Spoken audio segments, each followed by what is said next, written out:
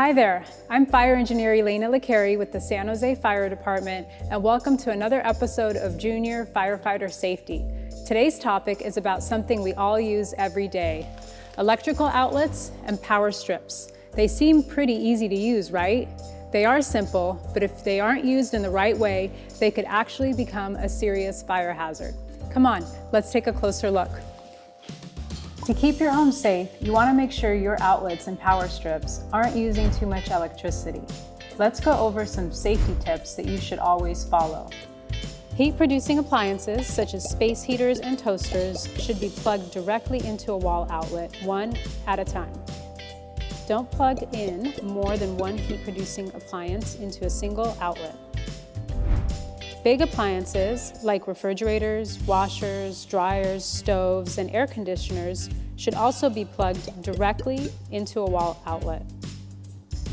Power strips and extension cords should not be used with heat-producing appliances or big appliances. If you're using a power strip, use only one per outlet and never plug a power strip into another power strip. With so many electronics in the home, you may want to get into the habit of unplugging items when you're not using them. Doing so can help you save electricity and also keep your home a little safer. So we know that we need to be careful around outlets and power strips. But how can you tell when there's actually a problem?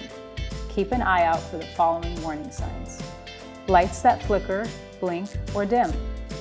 Any type of sound, such as crackling, sizzling, or buzzing. Cords, power strips, or wall plates that are warm to the touch or discolored. And anything that smells like smoke or something that's burning. If you see any of these warning signs, work with your parents to turn off the power source and have a professional electrician take a look at it. If an electrical fire does occur, call 911 right away. Parents, if you must attempt to put out an electrical fire, be sure to use a dry fire extinguisher that has a Class C rating. If you don't have one, you can try to use baking soda, but never try to put out an electrical fire with water. If the fire is large, try to turn off the main power source if you can safely do so. Evacuate your home right away and call 911. Do not try to handle a large fire by yourself. Now that you know what to look out for, take a few minutes to check on the outlets and power strips around your home. If you find any of the hazards that we've mentioned in the video, fix them right away.